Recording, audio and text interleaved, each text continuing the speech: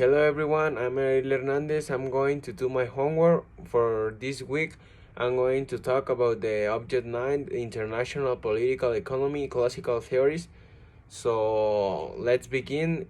I'm going to answer some questions. So this is the number one. What is IPA and why is it important?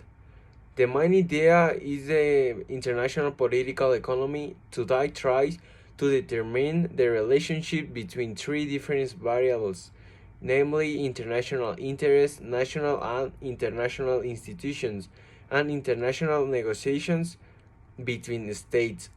For contemporaries, the combination of these three variables determines the function of the international political economy. Okay, this is the number one. Okay, I'm going to continue with the question number two. So I'm going to read it. Give the core arguments made by the three main theories of the IPA: mercantilism, economic liberalism, and Marxism. Which theory, if any, is best one and why? Okay, I'm going to talk about the three theories. I'm going to first explain each of one and what is taught in each of them. Okay, mercantilism is a political and economic system based on the idea that countries are richer and more prosperous the more precious metals they can accumulate. Mercantilism and these ideas developed in Europe between the 16th and 17th centuries and the first half of the 18th century. Okay, this was mercantilism. Let's continue to economic liberalism that affirms that the market economy is the best way to guarantee economic growth and to improve the standard of living of the population of a given society. When it comes to improving the standard of living, it refers to all travel and in particular the most deprived.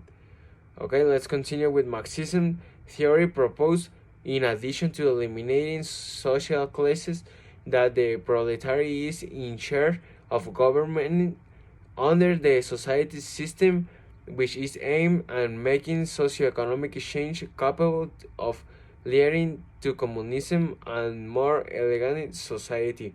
Okay, I already talked about the three theories, and for me, I like the theory that economic liberalism, as we mentioned, this theory talks about this more liberty to make money, to live better, and have a best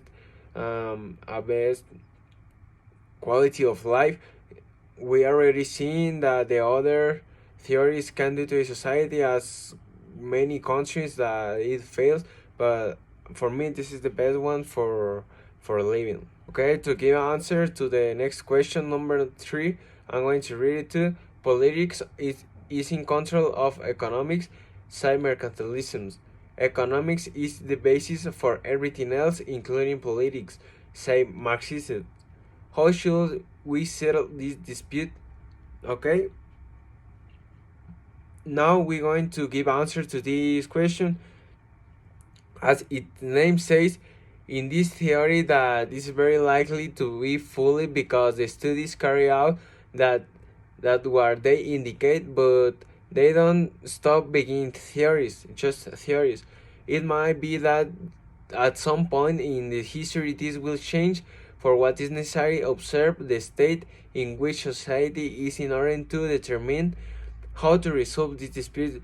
Yeah, as we mentioned, the world is always changing and evolving, so we must to to see how is this society in our days to can observe what is the best way to solution all the problems that our society affronts.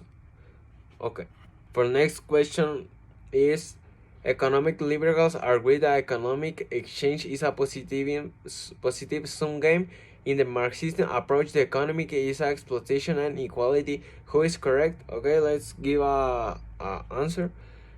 It has been so told history with a great eloquence that the system proposed by Marxism has had many failures, that within a society does not work very well due to the transformation that the world has undergone in the recent years. And the other hand, liberals have been shown that be right as how the world works today. Yeah, I think that's the correct answer to this question. The next one question says, do security interests always have priority over economic matters as mercantilism claims? Okay, I'm going to give some explanation about this question. Okay, the mercantilism have inherited that the idea that having more precious metals, bicycle, gold, and silver should allow them more easily access to goods and services that will provide them with the greatest well-being. A person and also a nation will be richer than another if it have more precious metals.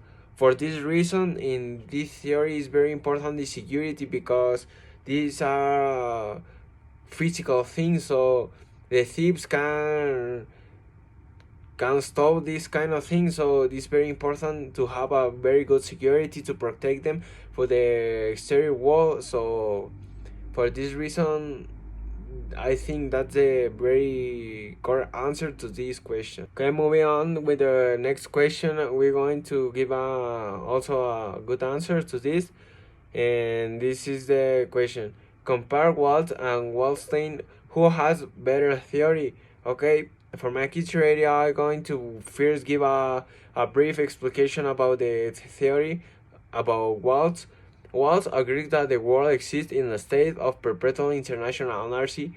The anarchy of international politics is a lack of central authority, means that the states must act in the way that ensure the security of the risk of being left behind.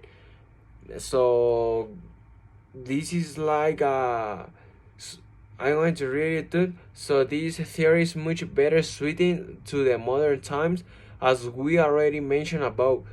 We can see the clear example of how home countries make trade agreements to promote their own economy, and in this way have a better cooperation between nations.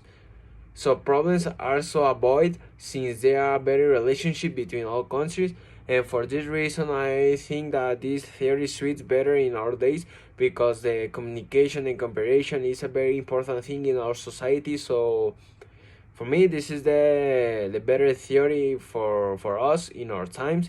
Thank you very much.